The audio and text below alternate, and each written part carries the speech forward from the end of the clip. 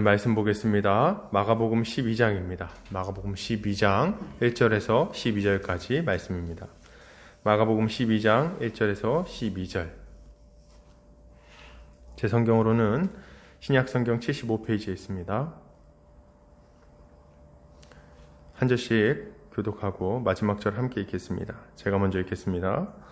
예수께서 비유로 그들에게 말씀하시되 한 사람이 포도원을 만들어 산 울타리로 두르고 집자는 틀을 만들고 망대를 지어서 농부들에게 새로 주고 타국에 갔더니 내가 이르되 농부들에게 포도원 소출을 얼마를 받으려고 한 종을 보내니 그들이 종을 잡아 심히 때리고 거저 보내었거늘 다시 다른 종을 보내니 그의 머리에 상처를 내고 능욕하였거늘 또 다른 종을 보내니 그들이 그를 죽이고 또 그 외 많은 종들도 더러는 때리고 더러는 죽인지라. 이에 한 사람이 나왔으니 곧 그가 사랑하는 아들이라. 제물로 이를 보내며 이르되 내 아들을 종살이라 하였더니 그 농부들이 서로 말하되 이는 상속자니 자 죽이자 그러면 그 유산이 우리 것이 되리라 하고 이에 잡아 죽여 포도원 밖에 내버렸느니라. 포도원 주인이 어떻게 하겠느냐 와서 그 농부들을 진멸하고 포도원을 다른 사람들에게 주리라. 너희가 성경에 건축자들이 버린 돌이 무궁이 이것은 주로 말미암아 된 것이요 우리 눈에 놀랍도다함을 읽어보지도 못하였느냐 하시니라. 그들이 예수의 이 비유가 자기들을 가리켜 한 말씀이신 줄 알고 잡고자 하되 무리를 두려워하여 예수를 두고 가니라. 아멘. 마가복음 12장 1절에서 12절까지 포도원 주인의 마음이라는 제목으로 말씀을 함께 나누도록 하겠습니다. 이 시대는 열매가 없는 시대요, 두려움이 없는 시대라고 할 수 있겠습니다. 사람들은 하나님을 두려워하지 않는 것 같습니다. 사람들을 말할 것 없이 목사들이 하나님을 두려워하지 않는다는 생각을 제가 지울 수가 없습니다. 얼마나 방자하게 행하는지 깜짝 놀랄 지경이에요. 정말 하나님을 아는 사람이라면 하나님 앞에서 감히 고개를 드는 것도 두려워해야 마땅한데 그들은 이성이 없는 사람들처럼 함부로 말하곤 합니다. 그런 자들의 말에 쉽사리 넘어가는 것은 얼마나 안타까운 일이겠습니까? 그리고 여러분, 지금 이 시대를 보면 하나님을 두려워하지 않을 뿐만 아니라 하나님이 요구하시는 열매가 있다는 것도 모르는 것 같습니다. 문제는 세상이 이렇게 하는 것이야 그러려니 하겠는데 이런 모습이 교회 안에서도 나타난다는 겁니다. 교회를 다님에도 불구하고 적절한 열매를 맺지 못하는 경우가 얼마나 많습니까? 교회를 다님에도 불구하고 하나님이 원하시는 경건의 열매를 맺고자 하는 열심이 전혀 없는 것은 또 얼마나 많이 봅니까? 하나님을 두려워하지도 않고 열매도 맺지 않는 그런 사람들이 너무 많이 있다는 거죠.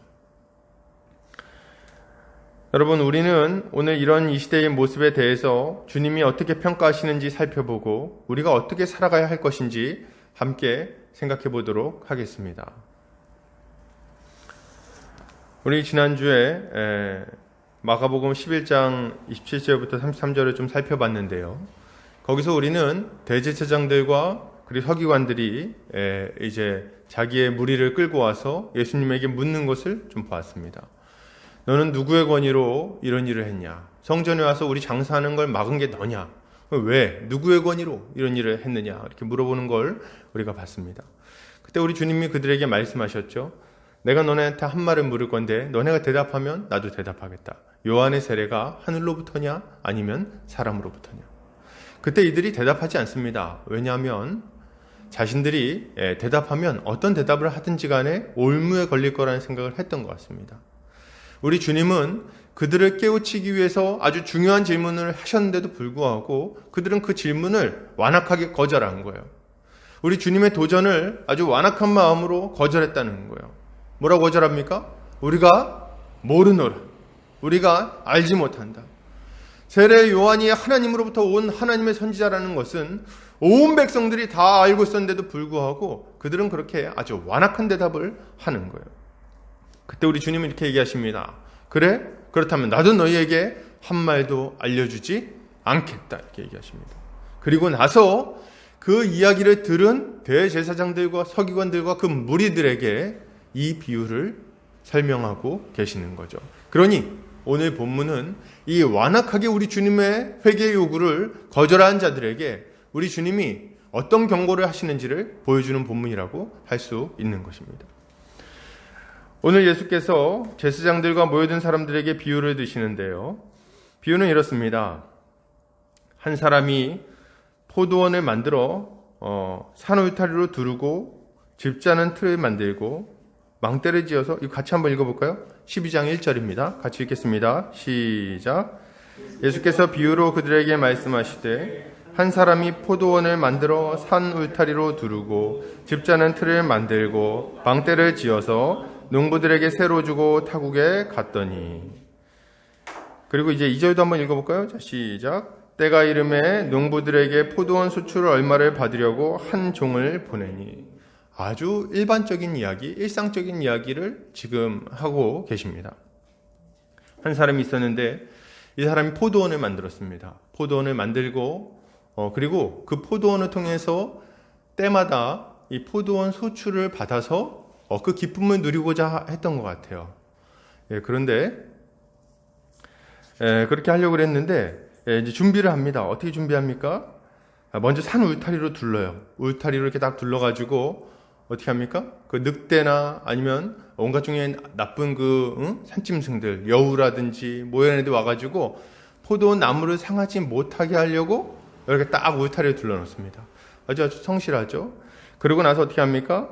그리고 집자는 틀을 만들었어요. 나중에 포도나무 열매가 잘 맺혀지면 그러면 이제 그 포도 열매를 가져다가 잘 짜가지고 이제 즙을 만들려고, 그죠? 우리 뭐 이렇게 즙 많이 좋아하죠.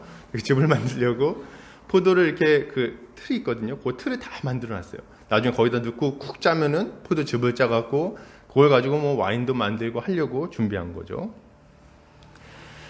그리고 망대를 짓습니다. 망대를 딱 지어서 때 되면은 포도가 잘 익는지 뭐 혹시 나쁜 놈들 오진 않는지 잘 살펴볼 수 있도록 망대까지 다 만들어 놨어요.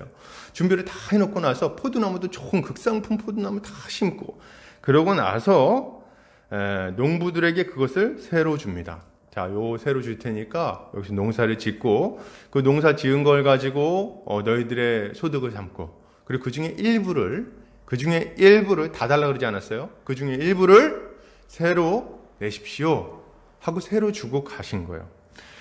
주인이 그렇게 갔습니다. 그리고 이제 나중에 이제 때가 되어서 사람을 보내고 그리고 소출 얼마를 받고자 한 거죠. 이게 오늘 이야기의 발단입니다. 이것은 포도원 주인의 그 열심을 볼 때 너무 자연스러운 일 아닙니까?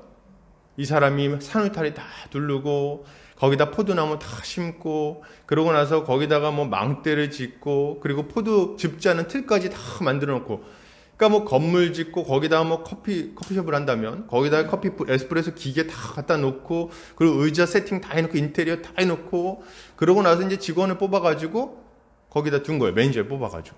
그러면서 정상 끝나고 나면 월급 가져가고 그리고 일정 수익을 새로 내시오 이렇게 얘기를 한 겁니다. 받는 게 당연합니까? 안 당연합니까? 받아야죠. 포도나무는 다 주인 것이고 그 산울타리도 주인이 했고 그리고 거기 그 망대도 주인이 지었어요. 주인이 발품 팔아서 다 만들어놨다는 거예요. 그러니 세를 요구하는 것은 얼마나 당연하냐는 거예요. 이것이 주인으로서 농부들에게 요구할 마땅한 권리라는 겁니다. 예수님의 이 비유는 하나님과 그 백성인 이스라엘의 관계를 아주 잘 보여줍니다. 이 비유는 뭘 보여줍니까? 하나님께서 이스라엘 백성들이 열매 맺을 만한 모든 것들을 이미 다 준비해 놓으셨고 이미 그 열매를 맺을 수 있도록 다 해주신 다음에 그 다음에 그들에게 열매를 구하고 계신다는 것을 알려주는 거예요. 하나님은 이스라엘 백성을 택하셨습니다. 그리고 그들에게 복을 베풀어 주셨어요. 이스라엘 민족의 조상인 아브라함을 메소포타미아에서 불러내십니다. 우상 숭배나 하면서 살고 있을 때 그를 불러내어서 복을 주시겠다고 말씀하시죠. 왜 그렇습니까? 우리 주님은 아브라함을 불러내신 목적을 분명하게 얘기해 주십니다. 그를 통해서 모든 민족에게 복을 주기를 원하신다고 말씀하세요. 아브라함을 불러내서 하나님은 아브라함을 복의 근원으로 만들고 그를 통해서 열방이 복을 받게 하시겠다고 약속을 주십니다. 우리 창세기 12장 1절부터 3절 같이 읽어보겠습니다. 자, 시작. 여호와께서 아브라함에게 이르시되 너는 너의 고향과 친척과 아버지의 집을 떠나 내가 내게 보여줄 땅으로 가라. 내가 너로 큰 민족을 이루고 내게 복을 주어 내 이름을 창대하게 하리니 너는 복이 될지라. 너를 축복하는 자에게는 내가 복을 내리고 너를 저주하는 자에게는 내가 저주하리니 땅의 모든 족속이 너로 말미암아 복을 얻을 것이라 하신지라. 아멘. 뭐라고 말합니까? 땅의 모든 족속이 너로 말미암아 복을 얻을 것이라. 이게 하나님이 구하시는 열매인 거예요.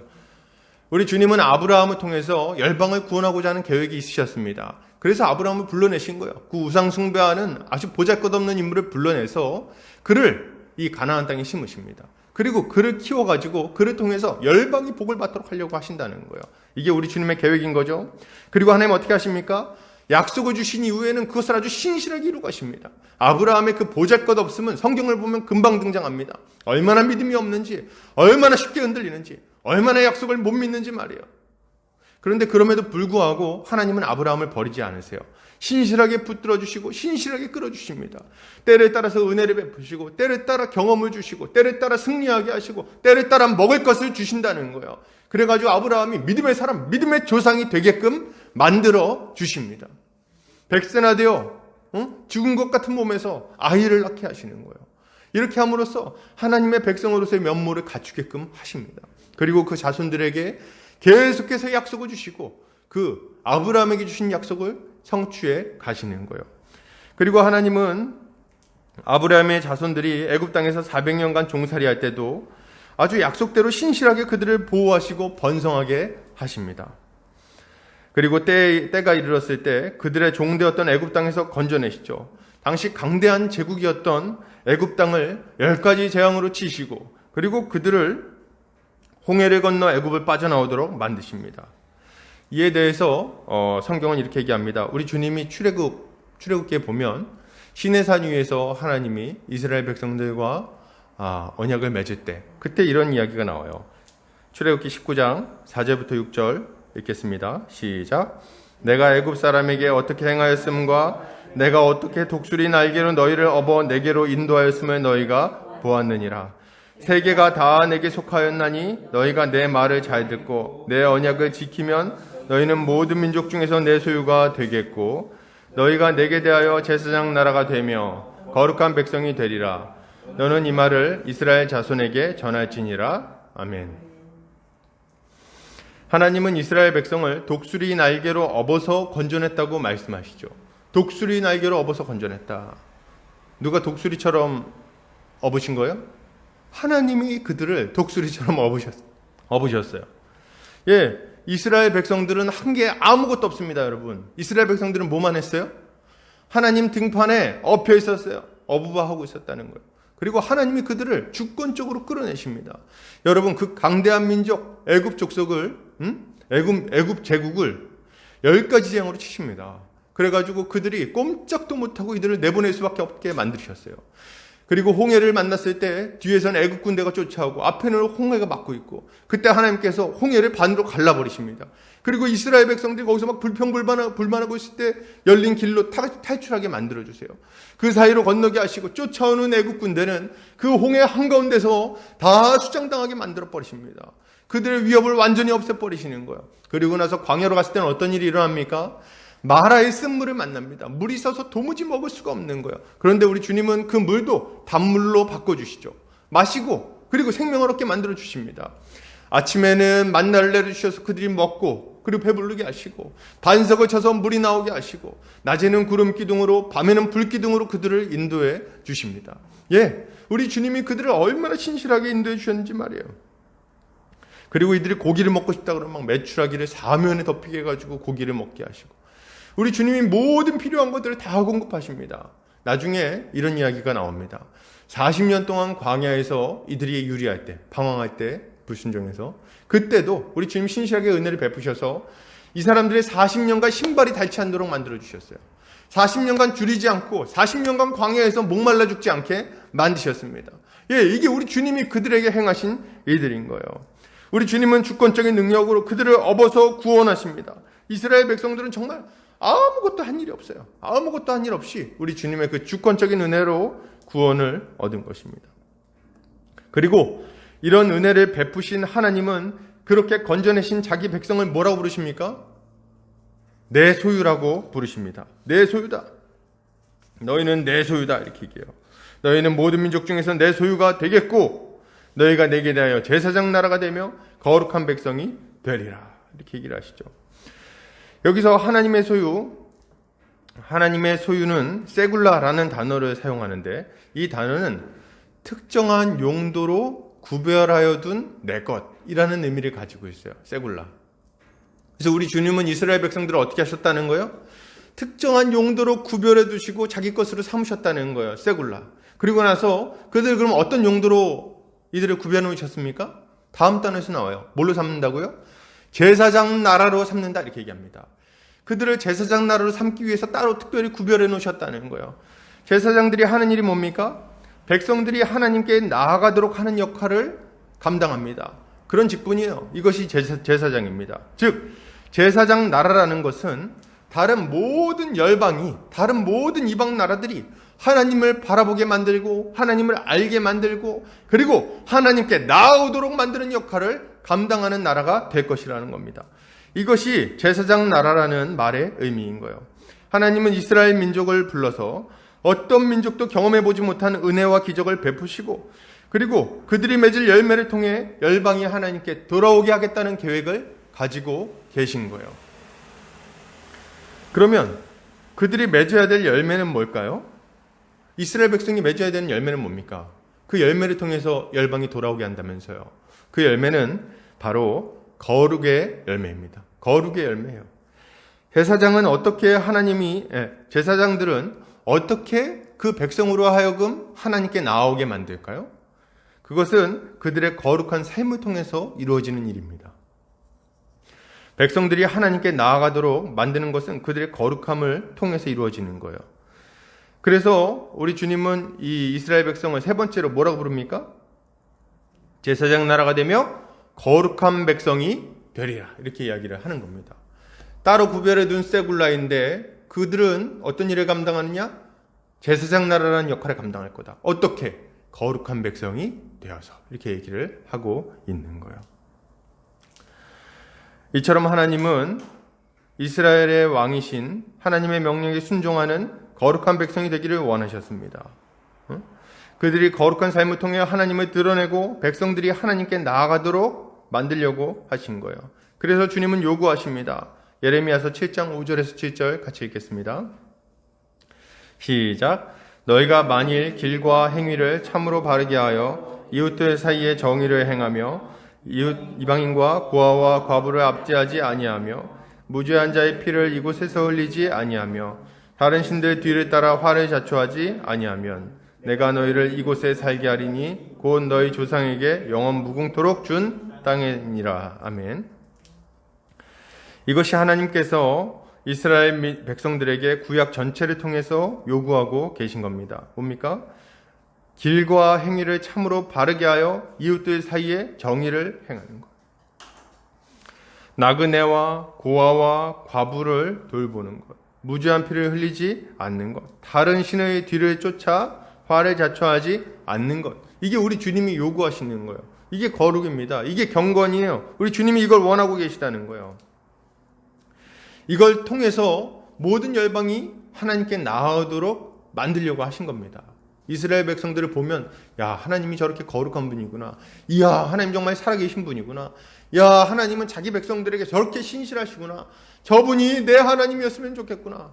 저분이 우리 하나님이었으면 좋겠구나 생각하게 만들려는 거예요. 이게 우리 주님이 이스라엘 민족을 통해 계획하신 일입니다.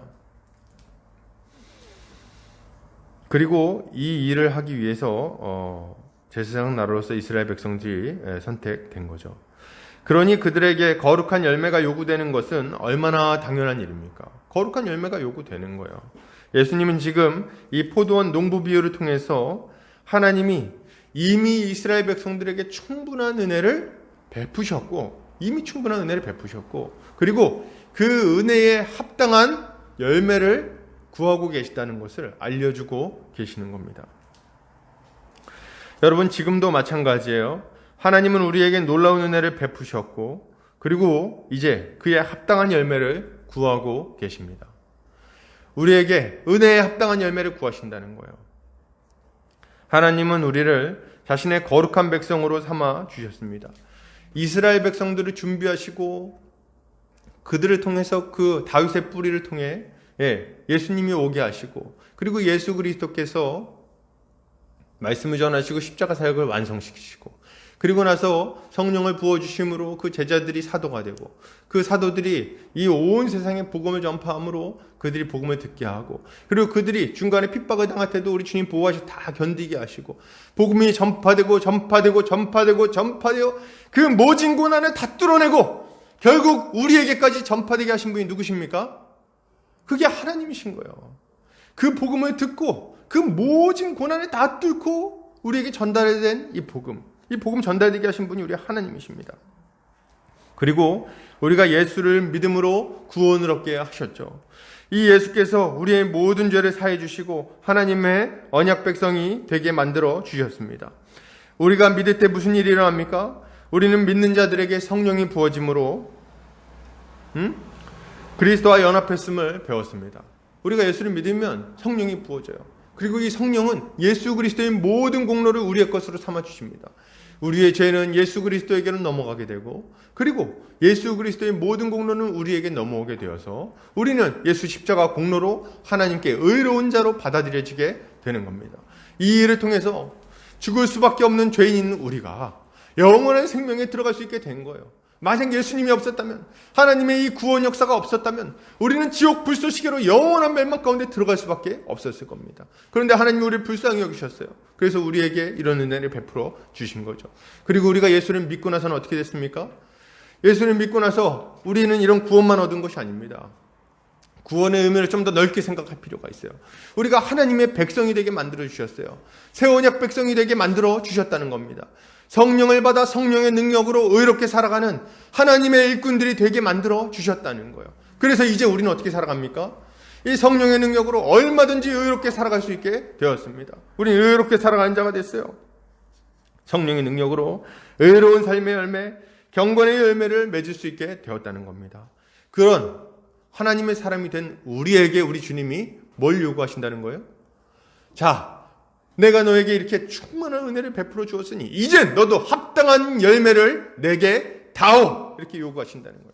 합당한 열매를 내게 다오. 그렇다면 하나님이 우리에게 구하시는 열매는 뭡니까? 참된 경건은 뭡니까? 이스라엘 백성들에게 요구하던 것과 똑같은 거예요. 야고보서 1장 27절 같이 한번 읽겠습니다. 자, 시작.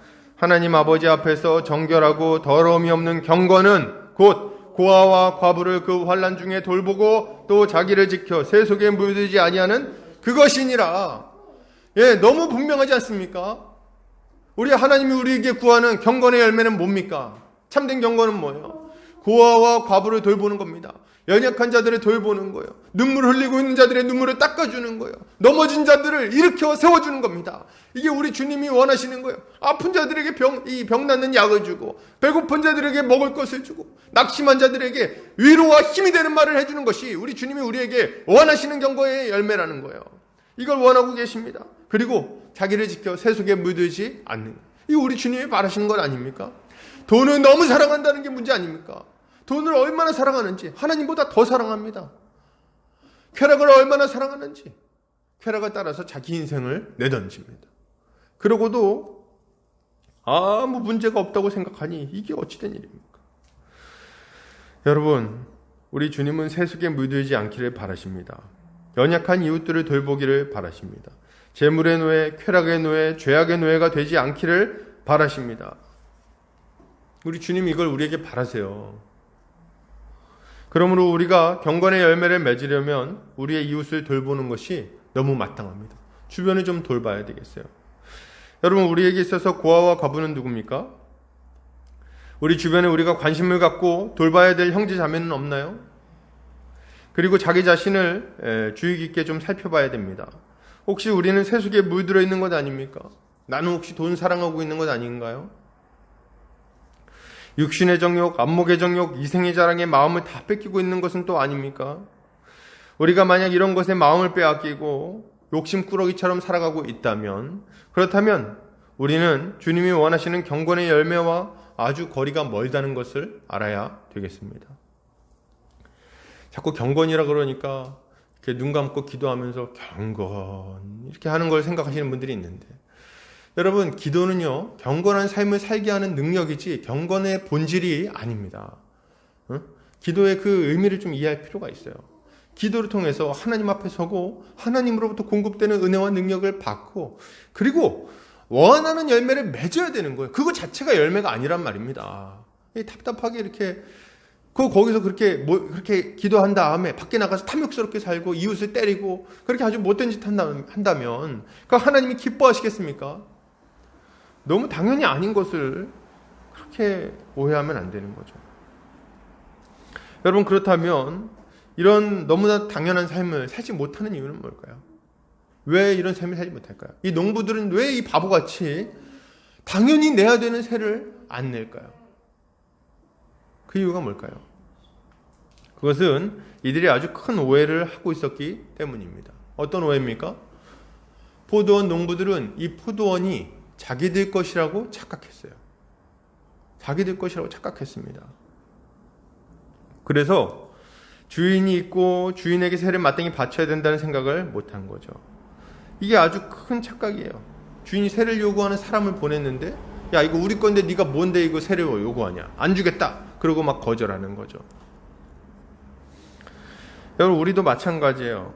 이런 똑같은 착각을 합니다. 어떤 착각이요? 우리의 인생이 우리 것이라는 착각을 합니다. 그래서 어떻게 합니까? 우리 마음대로 살고 우리의 유익을 위해서 온갖 종류의 나쁜 짓을 하고, 그리고 하나님의 말씀에 불순종하는 거죠.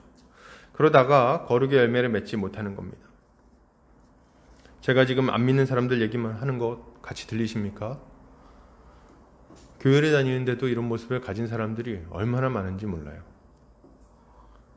그게 문제죠. 그러나 여러분, 한번 생각해 보십시오. 한번 생각해 보세요. 믿든 안 믿든 한번 생각해 보시기 바랍니다. 내 인생은 나의 것, 뭐 이렇게 얘기할 때 여러분, 정말 우리 인생이 우리 거예요? 응? 온전히 우리의 노력으로 우리의 인생이 구성됐습니까? 여러분, 그렇지 않습니다. 우리의 노력으로 우리가 이 땅에 태어났나요? 아니죠. 우리의 생명도 하나님이 주셨어요. 우리의 가족도 하나님이 주셨습니다. 우리의 건강도 하나님이 주셨고 우리의 지능도 하나님이 주셨습니다. 우리의 손재주도 우리의 언변도 하나님이 주셨어요. 우리가 살아갈 수 있도록 하는 해와 달과 공기와 물도 다 하나님이 주셨습니다. 이 모든 것을 잘 누릴 수 있도록 가정을 주셨고 국가를 주셨고 세상을 주셨습니다. 노력해서 받으신 분이 있으십니까? 이런 것들을 아무도 자기의 생명을 자기 노력으로 얻지를 못했어요. 아무도 자기의 지능, 자기의 건강을 노력으로 얻지 못했습니다. 거저받았어요. 부모를 노력해서 받으신 분이 있으십니까? 아니, 없어요. 국가는요, 뭐 미국 시민권 따려고 애써갖고 받았다고요? 아니, 태어난 국가 말이지, 태어난 국가. 그렇게 시민권 얻으려고 막 발버둥 칠 정도로 잘할 때까지 키워준 그 국가는 누가 줬습니까? 그거 다 하나님이 주신 거 아닙니까? 하나님이. 우리가 발 딛고 살아갈 수 있는 이 땅은 누가 만드셨습니까? 우리가 따먹는 사과는 누가 자라게 하셨습니까? 다 하나님이 주신 거잖아요, 다. 세상에 받지 않은 게 어디 있다고 다 자기 거라고 이렇게 교만하게 말을 합니까? 내 인생 나의 것이라고요? 거기에 들어가는 하나님의 품이 얼마나 많은데 그거 자기 거라고 그렇게 얘기를 합니까? 너무 많은 것을 하나님께 받았습니다. 주님은 우리에게 열매를 요구하실 권리가 당연히 있으신 거예요. 마땅히 있으시다. 그런데 여러분, 이거 믿지 않는 사람들도 이렇지인데 믿는 신자에게 얼마나 마땅한 얘기겠습니까? 우리 주님은 우리의 인생의 열매를 요구하십니다. 거룩함의 열매를 맺기를 바라십니다. 자기 아들 독생자 예수 그리스도를 보내어 주셨는데도 불구하고 아직도 열매를 맺지 못한다면, 그걸 믿는다고 말하고 고백하고 10년, 20년이 지났는데도 불구하고 열매를 맺지 못한다면 그거 어떻게 신자라고 말할 수 있겠습니까? 그러므로 여러분, 우리는 경건의 열매를 하나님께 드려야 되겠습니다. 형제 자매들의 형편을 돌아볼 수 있어야 되겠어요. 나 자신만을 위해 살던 삶이 배은망덕한 삶임을 인정해야 되겠습니다. 그러한 삶이 빈곤하고 비루한 삶임을 알고 그러한 삶에서 벗어나야 되겠어요. 얼마나 빈곤한지, 얼마나 비루한지 세상에. 나만 나를 위해서만, 나 뭐 없나 맨날 나. 여러분, 하나님이 우리 주변에 도움 받도록 우리 주변에 붙여준 사람이 얼마나 많습니까? 근데 뭐 다 나 이렇게 하고 있습니까?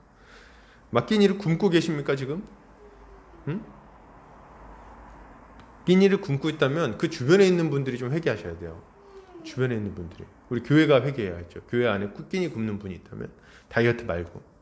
그럴 때는 이렇게 좀 다이어트는 못 먹게 하는 게 좋은 거고, 끼니를 굶는다면 좀 먹이고, 그런 일이 없어야겠죠. 끼니를 굶지 않는다면 왜 못 도와줍니까? 빵 하나 사가지고 옆에 있는 사람들하고 나눠 먹을 수 있는 거 아닙니까? 요즘 시대 빵을 누가 먹냐고요? 다 먹죠.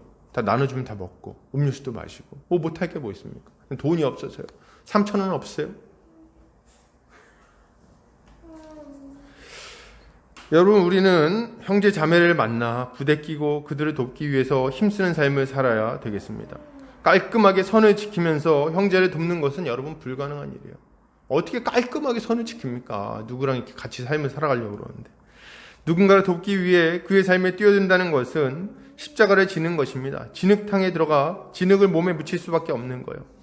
그것은 결코 쉬운 일이 아닙니다. 그러니 우리는 그것을 감안하고 형제에게 나아가야 되겠습니다. 감안하고. 제 생각에 이것을 위해서 우리는 서로 자주 만날 필요가 있습니다. 율법적으로 일주일에 몇 회 만나세요, 뭐 이렇게 얘기하는 건 아닙니다. 그렇게 얘기할 필요가 없어요. 좋으면 자주 만나겠죠. 다만 뭐 이렇게 한 일주일에 3번 이상은 만나야지 우리가 신자 아닐까요? 뭐 이런 얘기하는 건 이상하지만 자주 만나는 게 마땅합니다. 자주 만나야죠. 약속을 잡고 연락을 하고 만나서 밥을 먹는 것은 중요한 일입니다. 그렇게 할 때 비로소 서로의 연약함을 돌보며 함께 열매 맺는 삶을 살아갈 수 있기 때문입니다. 지금 이 코로나 시대가 우리에게 있어서 굉장히 큰 위기인 이유 중에 하나는 우리를 만나지 못하게 만든다는 거예요. 기독교인들은 성도의 교제를 통해서 그 믿음이 자라납니다. 그리고 신앙이 전수돼요. 그런데 지금 그 만남의 연결고리가 끊어져 있는 바람에 그것이 잘 이루어지지 않는 상태에 있습니다. 이것이 우리에게 큰 위기인 이유인 거예요. 그런데 그럼에도 불구하고 하나님은 우리에게 피할 길을 주셔서 온라인으로 만날 수 있도록 이 통신기기와 여러 가지 좋은 것들을 주셨습니다. 그러니 우리는 게으르지 않아야 되겠어요. 부지런히 연락을 해서 만나고, 부지런히 영상으로 만나고, 좀 잘 모르겠으면 배우고, 좀 열심을 내야 됩니다. 열심을. 지혜를 동원해야 돼요. 그래서 이렇게 자꾸 만남으로 우리의 신앙을 견고하게 해야 되겠죠. 이렇게 하는 우리 성도님들 되시기를 바랍니다. 계속해서 좀 보겠습니다. 포도원 주인은 포도원 수출을 얻으려고 종을 보냅니다. 이후에 자연스러운 진행은 수출을 내어주는 것이겠죠. 포도원 수출 받으러 왔습니다. 그렇게 오면 어떻게 합니까? 여기 이렇게 준비해놨습니다. 이 박스 가져가시면 됩니다. 좋은 걸로 모아놨어요. 뭐 이런 것들. 주인님한테 가서 여기 주인한테 가가지고 우리 고맙다고 잘 전달 좀 해주세요. 이렇게 이제 보내고, 제가 몇 개 더 넣었습니다. 뭐 이렇게 하면서 이렇게 좀 덕스러운 말이 오고 가고, 이렇게 해야 좋은 거 아닙니까? 이게 해피엔딩이죠. 그런데 이제 이거 우리가 그냥 자연스럽게 기대하게 되는데 그 다음에 나오는 이야기가 정말 어이가 없습니다. 어이가 없는 이야기가 진행이 돼요. 어떻게 진행됩니까? 농부들이 소출을 준비했다가 그 포도 박스를 전해주는 게 아니라 몽둥이를 준비했다가 몽둥이를 전해줍니다. 세상에, 한번 볼까요? 우리 3절 4절 같이 한번 읽겠습니다. 자, 3절 4절 5절. 자, 시작. 그들이 종을 잡아 심히 때리고 거저 보내었거늘 다시 다른 종을 보내니 그의 머리에 상처를 내고 능욕하였거늘 또 다른 종을 보내니 그들이 그를 죽이고 또 그 외에 많은 종들도 더러는 때리고 더러는 죽인지라. 아니, 이게 말이 됩니까? 종을 보냈는데 때린 거예요. 그냥 보냈어. 그러니까 주인이 그 듣고, 야, 너 거기 맞고 왔어? 야, 이거 어떻게 된 거야? 네가 가봐, 이번에. 딴 애 보냈어. 갔더니 또 때려갖고 보낸 거야. 그래가지고 또, 너도 맞고 왔어? 이거 어떻게 된 거야? 네가 가봐. 세 번째를 봤는데 갔더니 막 때리고 걔 못 와. 죽었어. 그러고 나서 이제 주인이 이제 오기가 있죠? 계속 보내. 계속 보내는데 많이 보냈는데 많이 때리고 덜어는 죽입니다. 주인이 뭐 억울하게 한 게 있습니까? 주인이 못 구할 걸 구했습니까? 주인이 뭐 가서 그들의 생명을 구했습니까? 주인이 뭘 어떻게 했다고 이렇게 대우하냐는 거예요. 그 종들은 또 무슨 죄입니까? 가서 많이 맞고 많이 죽고 말이죠. 아주 비참한 일이 일어납니다. 정말 너무 나쁜 놈들이에요. 너무 악한 자들입니다. 너무 악한 자들. 이제 무슨 일이 생길까요? 저 같으면 당장 군대를 일으켜가지고 다 쓸어버려! 이렇게 해가지고 다 죽여버릴 텐데 더 충격적이고 어이없는 일이 발생합니다. 뭡니까? 주인이 이렇게 얘기해요. 6절 같이 읽겠습니다. 시작. 이제 한 사람이 남았으니 곧 그가 사랑하는 아들이라. 최후로 이를 보내며 이르되 내 아들은 존대하리라 하였더니. 여러분, 주인이 이제 이쯤 됐으면 그만 보낼 법도 한데 자기 아들을 보내기로 결정합니다. 그래, 내가 이때까지 종들 보내가지고 걔들이 이렇게 못했을 수 있는데 이제 내 아들 보내면 그래도 내 아들이니까 그렇게 하지 않겠지 하고 아들을 보내기로 결정을 합니다. 여러분, 제가 볼 때 이 포도원 주인은 참아도 너무 오래 참아요. 너무 오래 참아. 그냥 일반적으로 참는 수준이 아니고 너무 오래 참았어요. 그러면 여러분, 지금 포도원 주인은 이 비정상적인 상황이거든요. 너무 비정상적인 상황이에요. 근데 이 비정상적인 상황을 우리 이 포도원 주인은 참고 있다는 거예요. 그는 왜 이렇게 오랫동안 참고 종들을 계속해서 보내는 걸까요? 왜 자기의 아들까지 보내는 걸까요?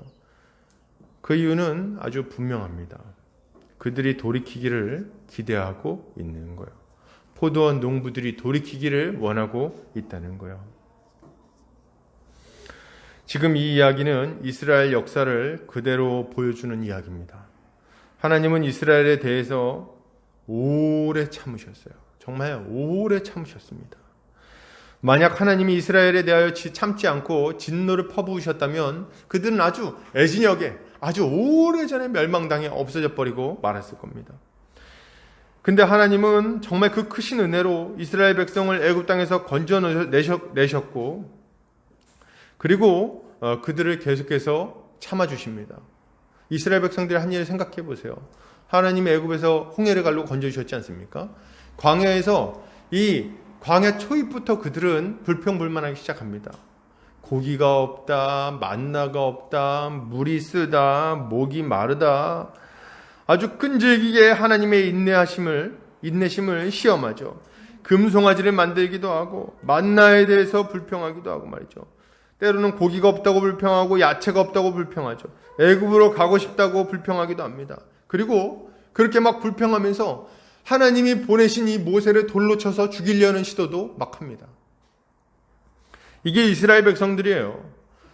가나안 땅 가고 난 다음에는 달라집니까? 아니요. 가나안 땅 들어가고 나서도 엉터리입니다. 사사기를 한번 보세요. 얼마나 끔찍하게 하나님 말씀에 불순종하는지, 얼마나 왕이신 하나님을 거역하는지 말이에요. 웃기는 거는 우상숭배는 아주 잘합니다. 우상숭배는 누가 가르쳐주지 않아도 순식간에 거기 홀랑 넘어가가지고 하고 앉았어요. 이후의 역사를 살펴봐도 그렇습니다. 하나님은 불순종하는 이스라엘 백성들을 돌이키기 위해서 계속 선지자를 보내십니다. 하나님은 진짜 너무 참으세요. 진짜 너무 참으세요. 얼마나 선지자를 많이 보내시는지. 범죄한 이스라엘에 엘리야를 보내시고 엘리사를 보내시고 미가야를 보내시고 이사야를 보내시고 요나를 보내시고 예레미야를 보내시고 에스겔을 보내십니다. 자신의 그 신실한 종들을 보내고 또 보내고 또 보내서 그들로 하여금 돌이키라고 계속해서 요청하시는 거예요. 학계를 보내시고 스가랴를 보내시고 말라기를 보내십니다. 호세아를 보내시고 호세아랑 세상에 이런 사람들 무슨 죄입니까? 도대체 그 사람들 무슨 죄입니까? 너무 고통스러운 인생을 살아요. 너무 고통스러워. 그들을 보내고 수도 없이 보내고 요청하십니다. 뭐라고요? 돌아와라. 돌아올 거면 단대 가지 말고 나에게로 돌아와라. 이게 우리 주님의 메시지입니다. 이스라엘 백성들이 들었던 메시지는 단순해요. 돌아와라. 참, 그 선지서를 읽고 있으면 하나님의 그 간절한 마음이 절절히 느껴집니다. 절절히. 그러나 여러분, 이스라엘 백성은 듣지를 않습니다. 그들은 하나님의 일꾼들을 받아들이지 않고 더 완악해집니다. 더러는 때리고, 더러는 죽이고, 더러는 구덩이에 던지고, 더러는 톱으로 켜고, 더러는 양가죽을 씌워서 사자우리에 집어 넣습니다. 이게 그들이 한 일이에요. 선지자들은 마치 이 신실했던 하나님의 종들은 마치 세상의 찌꺼기 취급을 받으면서 맞고 조롱당하고 죽음의 위협 속에서 살아가다가 비참하게 죽었습니다. 여러분, 이게 이스라엘의 역사입니다. 이게 이스라엘의 역사예요. 로마서에서는 이 상황을 이렇게 평가합니다. 같이 읽어볼까요? 자, 시작. 이사야는 매우 담대하여 내가 나를 찾지 아니한 자들에게 찾은 바 되고 내게 묻지 아니한 자들에게 나타났노라 말하였고, 이스라엘에 대하여 이르되 순종하지 아니하고 거슬러 말하는 백성에게 내가 종일 내 손을 벌렸노라 하였느니라. 아멘. 야, 순종하지 않고 거슬러 말하는 백성에게 우리 하나님 종일토록 손을 내밀고 계셨어요. 돌아와라, 제발. 여러분, 그러면 하나님은 왜 이렇게 오래도록 이스라엘을 참으실까요? 당장 멸망시켜도 시원치 않을 자들을 왜 이렇게 오래 참아주시는 겁니까? 아까도 말씀드렸지만 너무 이유가 명확합니다. 주님은 죄인이 죽는 것을 기뻐하지 않으십니다. 하나님은 어찌하든지 간에 그들을 구원하기를 바라신다는 거예요. 에스겔서 18장 23절 같이 한번 읽어볼까요? 자, 시작. 주 여호와의 말씀이니라. 내가 어찌 악인이 죽는 것을 조금인들 기뻐하랴. 그가 돌이켜 그 길에서 떠나 사는 것을 어찌 기뻐하지 아니하겠느냐. 아멘. 여러분, 지금도 마찬가지예요. 하나님은 오래 참으십니다. 우리가 실수하고 잘못한다고 즉시로 때린다든지 버리지 않으십니다. 우리의 무지와 어리석음에도 불구하고 하나님 우리를 버리지 않으십니다. 하나님은 이 악한 자들을, 우리를 오래 참으십니다. 하나님 오래 참으세요. 왜요? 우리가 멸망당하지 않기를 바라시기 때문에 그렇습니다. 우리가 망하기를 원하지 않으시는 거예요. 어떤 이들은 주님이 생각보다 늦게 오신다면서 우리 주의 재림을 우스갯거리로 삼습니다. 좋아요. 우리 주님 늦게 오시는 것처럼 느껴지시나요? 그럼 우리 주님 왜 늦게 오는 것처럼 느껴질까요? 우리 주님 왜 아직까지 안 오셨을까요? 성경은 이렇게 말합니다. 베드로서 3장 9절 같이 읽겠습니다. 시작. 주의 약속은 어떤 이들이 더디다고 생각하는 것 같이 더딘 것이 아니라 오직 주께서는 너희를 대하여 오래 참으사 아무도 멸망하지 아니하고 다 회개하기에 이르기를 원하시느니라. 아멘. 다 회개하기를 바라고 계신 거예요. 여러분, 이 이야기를 통해 교훈을 얻으시기를 바랍니다. 어리석고 완악한 농부들과 같이 하지 않으시기를 바랍니다. 하나님은 우리가 회개하고 예수를 믿음으로 생명을 얻기를 바라십니다. 우리가 망하는 것, 심판받는 것을 우리 주님 원하지 않으신다는 거예요. 어찌하든지 간에 우리가 살기를 바라세요. 그래서 주님은 오래도록, 정말 오래도록 우리를 참아주고 계신 겁니다. 요한복음 3장 16절. 하나님이 세상을 이처럼 사랑하사 독생자를 주셨으니 이는 저를 믿는 자마다 멸망치 않고 영생을 얻게 하려 하심이니라. 예, 하나님이 우리를 그렇게 사랑하셨어요. 어떻게 알 수 있냐고요? 아들을 내어주신 걸 보면 알 수가 있습니다. 여러분, 우리 주님 우리가 살기를 바라세요. 우리가 예수를 믿던 믿지 않던 지금 우리는 하나님의 자비 아래서 살아가고 있다는 것을 분명히 아시기 바랍니다. 우리 하나님의 자비가 아니었다면 이 세상은 진작에 결단났어요. 그러니 우리가 가져야 할 마땅한 반응은 뭡니까? 먼저는 하나님을 거절하고 나 자신을 왕으로 삼고 살아가던 삶을 청산하고 예수를 믿는 겁니다. 회개하고 예수를 믿으면 하나님은 그를 용서하실 겁니다. 사도 바울은 빌립보 감옥의 간수에게 이렇게 요청하죠. 이르되, 같이 한번 읽어볼까요? 아니, 없나요? 뒤에 사도행전? 제가 읽겠습니다. 이르되 주 예수를 믿으라. 그리하면 너와 내 집이 구원을 받으리라 하고, 주 예수를 믿으라. 그리하면 너와 내 집이 구원을 얻으리라. 이게 사도 바울이 전한 메시지였어요. 예수를 믿으라는 거예요. 이게 우리에게 필요한 겁니다. 예수를 믿으면 구원을 얻습니다. 이것이 우리가 감사함으로 받아야 될 하나님의 영원한 선물입니다. 둘째로, 우리가 예수를 믿었다면, 그로 말미암아 하나님의 자녀가 되었다면 계속해서 죄와 싸우고 거룩을 추구하는 삶을 살아야 되겠습니다. 예수를 믿고 나서도 우리는 계속해서 죄를 짓죠. 죄를 이길 수 있는 힘을 얻었지만 단번에 거룩해지는 것은 아니기 때문입니다. 우리의 말이나 행동이, 우리의 사고방식이 한꺼번에 온전해지는 것은 아니죠. 그렇기 때문에 우리는 계속해서 짓는 죄를 회개하고 계속해서 거룩한 삶을 살기 위해서 분투해야 되는 겁니다. 여러분, 하나님이 우리에게 요구하시는 것은 아무 점도 없고 흠도 없는 깨끗한 삶, 그것을 원하지 않으십니다. 아니, 그거 원하시죠? 근데 원하시는데 그렇게 단번에 살 수 있을 거라고 기대하지는 않으십니다. 우리 주님이 원하시는 건 뭡니까? 계속해서 그 방향으로 걸어가는 걸 원하십니다.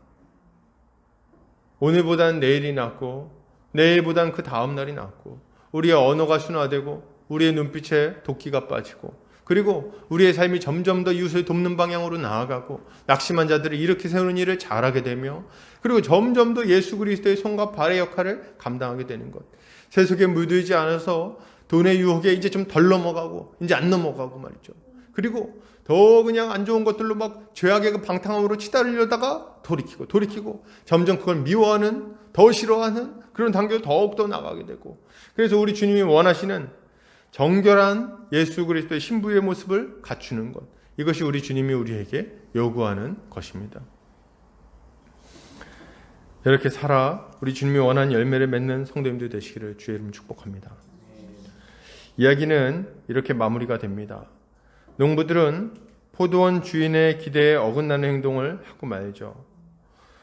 포도원 주인은 그 아들을 공경하리라 기대했지만 농부들은 그 아들을 잡아 죽이고 포도원을 빼앗을 계획을 세웁니다.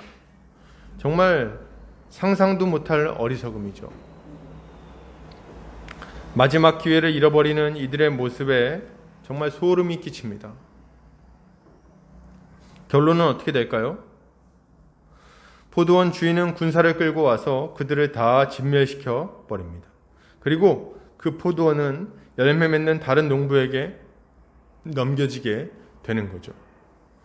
예수께서는 이 이야기를 마치신 이후에 건축자의 버린 돌이 모퉁이의 머릿돌이 되었다는 이야기를 하십니다. 그죠? 건축자의 버린 돌이 모퉁이의 머릿돌이 되었다함을 너희가 들어보지 못했느냐, 뭐 이런 얘기를 하세요. 사실 우리는 이 얘기 들을 때 무슨 소리지? 갑자기 돌을 왜 얘기하지? 뭐 이런 생각할 수 있어요.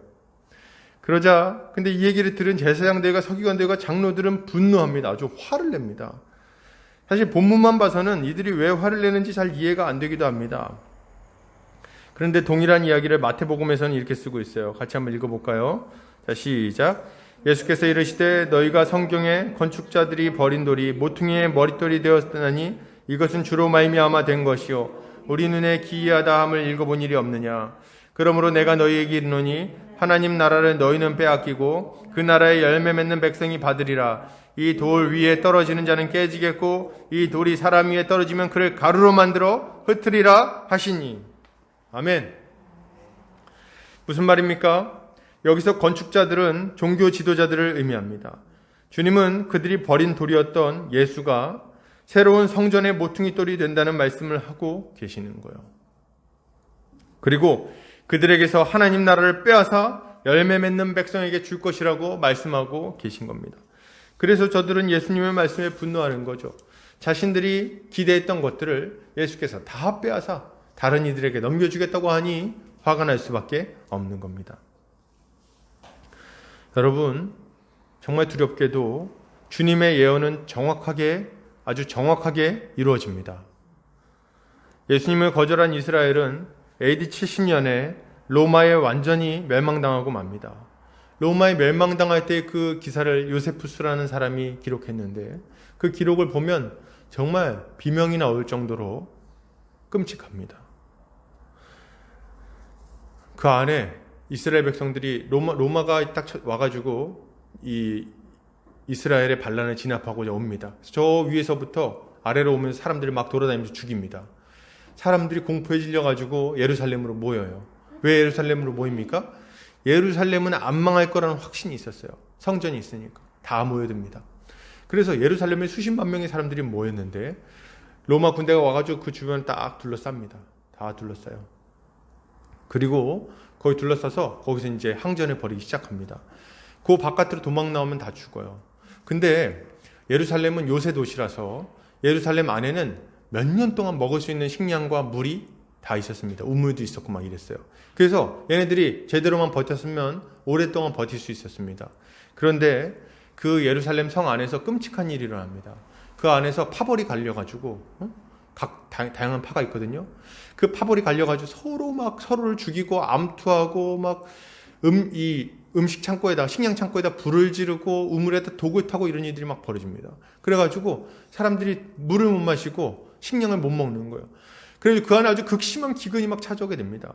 그런 와중에 막 투항하자 그러는데 몇몇 선지자들이 나타나가지고 자칭 예수라고 하는 자들이 나타나가지고 뭐라 그럽니까?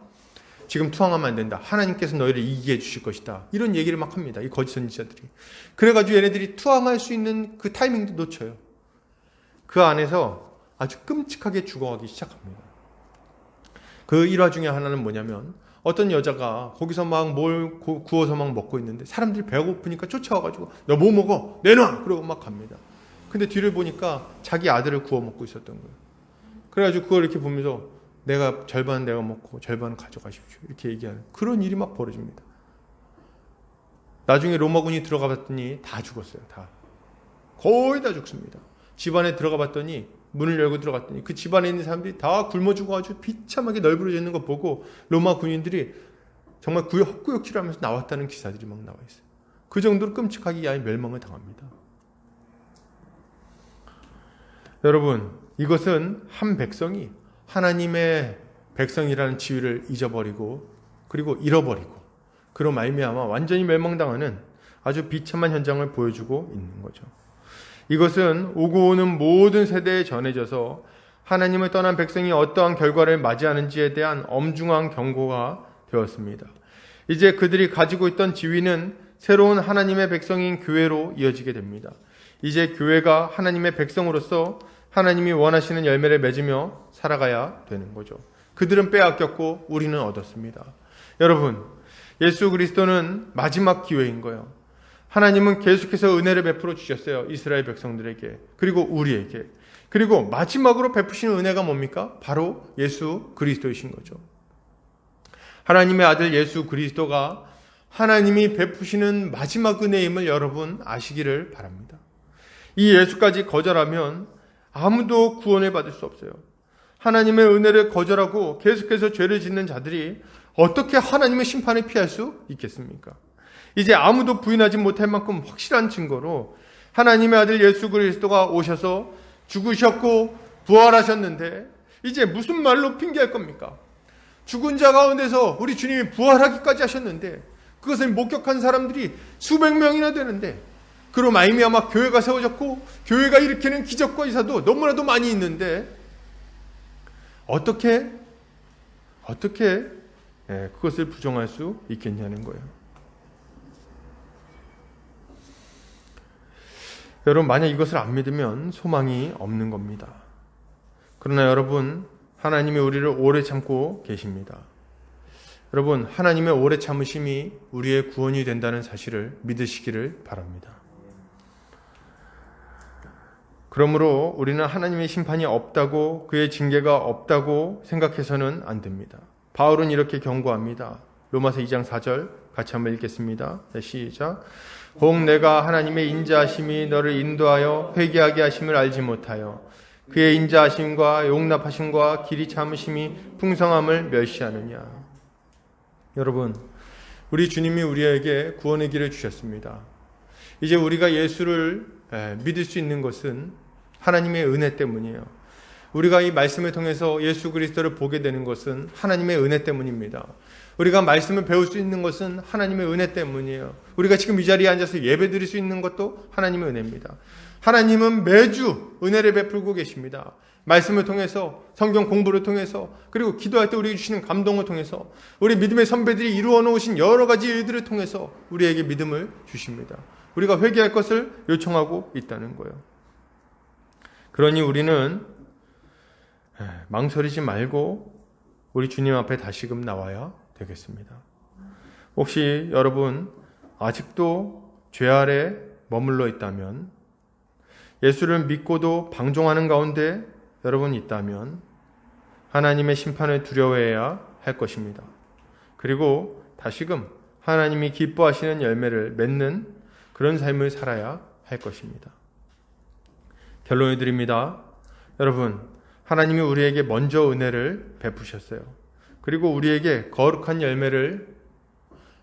열매를 요구하셨습니다.